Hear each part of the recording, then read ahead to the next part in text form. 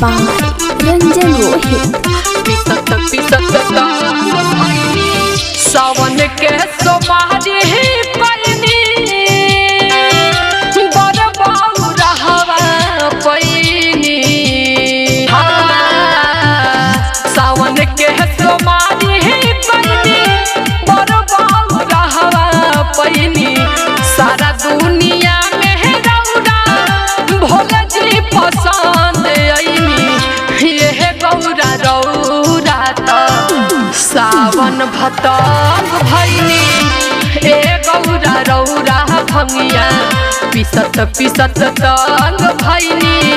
ए गौरा रौरा पिसत पिसत तंग भैनी। Music by Ranjan Rohit। पिसत पिसत तंग भैनी। बोला बोला शंकर भगवान की। दिन दिन सुखल जाता देह के गोराई। कौनो उपाय करके दीही छोड़ाई। दीही छोड़ाई। दिन दिन सुखल जाता देह के गोराई। कौनो उपाय करके दीही छोड़ाई। घरवा दुआर छोड़ी पर्वत पहाड़ आईनी। कएगो सोमारी कैनी ऐसन बर पैनी। ये गौरा रौरा सावन भतंग भैनी। ए गौरा रौरा भंगिया पिसत पिसत तंग भैनी। ये गौरा रौरा पिसत पिसत तंग भैनी। तंग भैनी। निशा डिजिटल रिकॉर्डिंग स्टूडियो मधुबन।